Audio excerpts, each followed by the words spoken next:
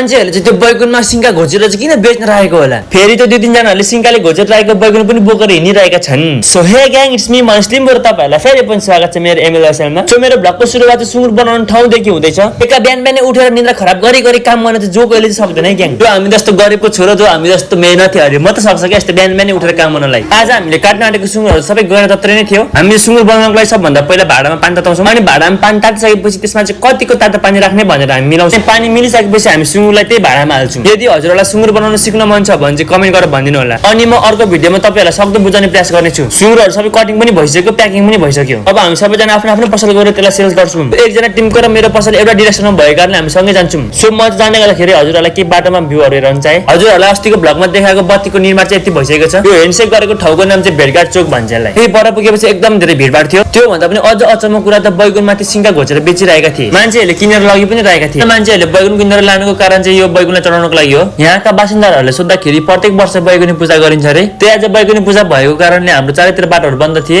त्यही भएर हामी लाग्यौँ अर्को बाटोतिर। मेरो दोकान परतिर मेला लागिरहेको कारणले मैले चाहिँ आज अलिक धेरै मासु लिएर आएको छु। मासु बिक्री हुन्छ या हुँदैन त्यो बारे चाहिँ मलाई केही आइडिया छैन। मैले चाहिँ मासु कति केजीसम्म बेच्छु भन्ने चाहिँ लास्टमै थाहा हुनेछ। मलाई चाहिँ चिन्नु भएको कस्टमरहरूले मेलाबाट फर्किँदै मासु लाँदै मेलाबाट लिएर आएको जेरी मलाई पनि 1-2 वटा छोडिराख्नुहुन्छ। उसको सेल चाहिँ आफूले सोचेको भन्दा पनि धेरै नै कम्ती भइरहेको थियो। उसको 4 बजिसक्दा भने पनि कस्टमरहरू त्यति धेरै जाउनु भएको थिएन। अनि त्यो बिहान लिएको मासु वेट गर्दाखेरि जम्मा 8 केजी उब्रिरहेको थियो। अहिले बिहान बेच्न ल्याएको मासु अझै पनि यति धेरै उब्रिनु भनेको चाहिँ मेरो सेल्स कम हुनु हो।